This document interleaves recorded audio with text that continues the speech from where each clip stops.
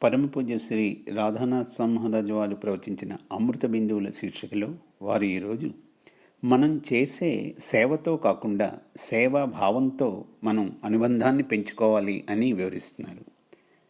భక్తి మార్గంలో ఉన్న ప్రతి ఒక్కరూ అర్థం చేసుకోవాల్సిన చాలా కీలకమైన సూత్రం ఇది.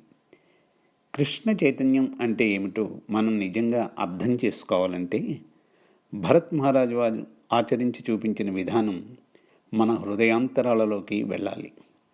పూర్ణ పురుషోత్తములైన దేవాదిదేవుల వారిని వారి సేవకుడిగా ఉండడమే మన ఏకైక ఆకాంక్ష కావాలి అని చైతన్య మహాప్రభు వారు మనకు బోధించారు. మనకి ఏ పదవితో సంబంధం లేదు, ఏ బిరుదులతోనూ సంబంధం లేదు, ఏ సదుపాయాలతోనూ సంబంధం లేదు. కేవలం సేవ చేసే ఉద్దేశంతో మాత్రమే మనం ఏదైనా సరే అంగీకరించాల్సిన అవసరం ఉంది. మన జీవిత పరమావధి అంతా సేవ కోసం అన్నట్లుగా ఉండాలి. భరతుల వారు మొత్తం రాజ్యాన్ని పరిపాలించడానికి అవసరమైన అన్ని బాధ్యతలను నిర్వర్తించారు. చరిత్రలో అడవిలో నివసించి ఈ బాధ్యతలను నిర్వహించిన మొట్టమొదటి వ్యక్తి వారు. ఎందుకంటే సాధారణంగా అలాంటి సేవ చేయడానికి మనకు ప్రతిష్ట అవసరం ఉంటుంది, అలాగే పెద్ద భవంతుల అవసరం ఉంటుంది, ఒక సింహాసనం అవసరం ఉంటుంది. ఇవన్నీ కూడా సేవ చేయడంలో భాగాలవుతాయి.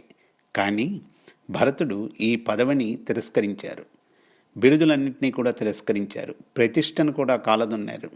కానీ సేవ చేసే బాధ్యతను మాత్రం చిత్తశుద్ధితో అంగీకరించారు. ఈ వృత్తాంతంలో ఉన్న సారాంశం అంతా ఇదే. ఏ ఆధ్యాత్మిక సమాజంలోనైనా ఈ ఆకర్షణ, ఇది గొప్ప హాని, మాయ లేదా భ్రమ తాలూకా ఆకర్షణ, సౌకర్యాల కోసం మనలను బంధించి వేస్తూ ఉంటుంది. మనం ఉన్న అన్ని సౌకర్యాలను ఉపయోగించుకోవాలనుకుంటున్నాము మరియు మనం వాటి పట్ల అనుబంధం పెంచుకుంటూ ఉంటాము.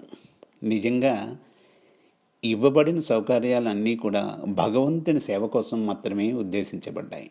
కానీ మన ధోరణి ఎలా ఉంటుందంటే మనం దాని పట్ల ఆసక్తి మనకి ఎక్కువ అవుతుంటుంది. మనం ఈ ఆసక్తి మనలో ఉందో లేదో అన్నది మనకు ఎలా తెలుస్తుంది? మనం అనుకోవచ్చు, నేను ఇలాంటి ఆసక్తిని విడిచిపెట్టి శ్రీకృష్ణ భగవానుల వారిని మాత్రమే గుర్తు చేసుకుంటున్నాను. ఎవరైనా చెప్పగలరు. మహారాజు వారు అంటారు, నేను కూడా చెప్పగలను. కానీ శ్రీకృష్ణ భగవానుల వారు లేదా వారి ప్రతినిధులు ఆ సదుపాయాన్ని వదులుకోమని మనల్ని అడిగినప్పుడు, దానిని వదులుకోమని అడిగినప్పుడు మనకి నిజమైన పరీక్ష అవుతుంది. మనం దీన్ని శ్రీకృష్ణ భగవానుల వారి కోసం నిజంగా ఉపయోగిస్తూ ఉంటే, అవును, ఈ సౌకర్యాలు లేకపోయినా నేను చేస్తాను, ఏమీ ఇబ్బంది లేదు అని అనుకోవాలి.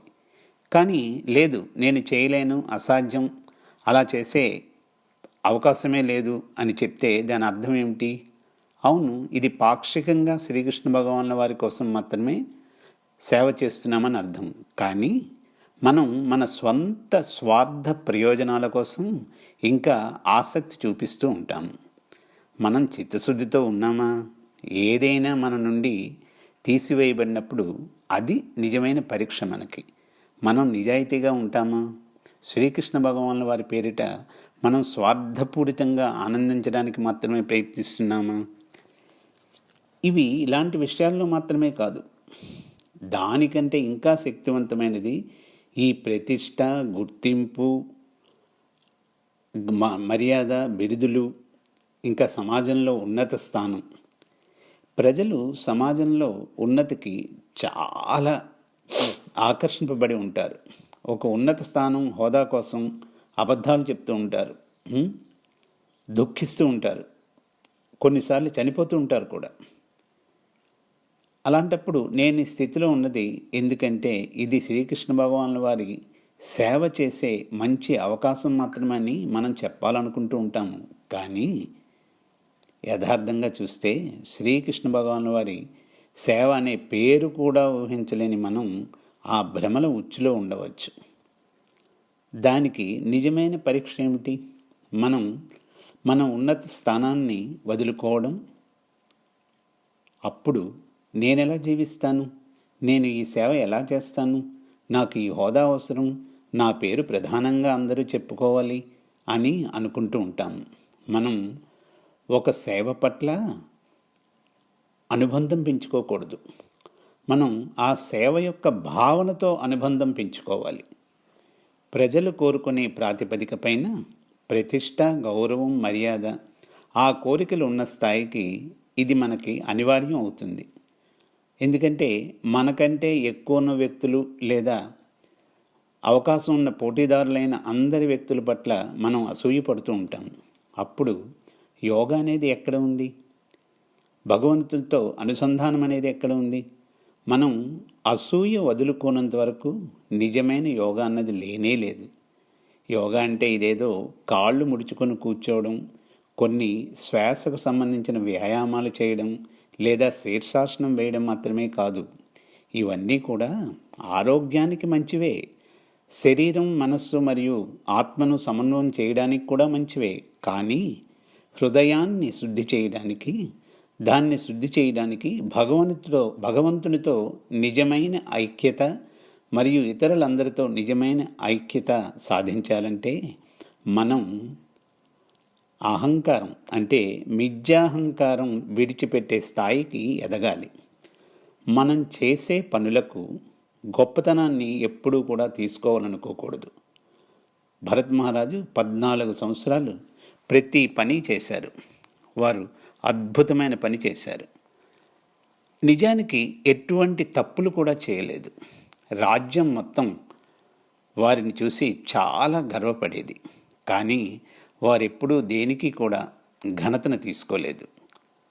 వారు శ్రీరామచంద్రుల వారి యొక్క పాదరక్షలకు ఆ గొప్పతనాన్ని ఆపాదించారు. అతను ప్రతిరోజు సింహాసనం వద్దకు వెళ్ళి, ఈరోజు నేను మీకోసం ఈ పని చేశాను, రేపు నేను మీకోసం ఏ పని చేయాలని మీరు అనుకుంటున్నారు అని శ్రీరామచంద్రుని వారి పాదరక్షలకు నివేదిక చదివి విడిపించేవారు. ఎవరైనా సరే భరతునికి గొప్పతనం ఆపాదిస్తే, లేదు లేదు, ఈ గొప్పతనం అంతా కూడా నా ప్రభువు పాదరక్షలకు చెందినది అని చెప్తుండేవారు. భరత్ మహారాజు ఏ విషయంలోనూ తాను గొప్పవాడనని భావించలేదు. అతను రాజుకు సేవను చేసే స్థానం తీసుకున్నప్పటికీ వారు ఎటువంటి ఉన్నత స్థానం పొందలేదు, దాని గురించి ఏమీ చేయలేదు. మరియు పాదరక్షల్ని రాజుగా భావించి సేవ చేయడం అతను కేవలం ఒక గొప్ప భృత్యునిగా మిగిలిపోవడం చాలా గొప్ప విషయం. అది నిజమైన ప్రేమ అంటే, అది భగవంతుని పట్ల నిజమైన భక్తియుక్త సేవ అంటే. ఇప్పుడు మహారాజు వారు అంటారు, దీని అర్థం బొంబాయిలోనూ ఉన్న మీరు మీ జుట్టును పెంచుకోవడం మరియు కట్టుకోవడానికి చెట్ల నుండి బెరడు కోసం చూడడం ప్రారంభించాలని కాదు. అందులో ఉన్న నిజమైన భావన ఇక్కడ ముఖ్యమైనది. ధార్మిక సమాజాలలో ఎందుకు చాలా చీలికలు మరియు తెగలు, చాలా భిన్నత్వాలు చూస్తుంటాం? ఐక్యంగా ఉన్న కొన్ని సమాజాల్లో కూడా ఈ అంతర్గత పోరాటాలు, రాజకీయాలు చాలా ఉంటాయి. రాజకీయాలు ఎందుకు ఉంటాయి?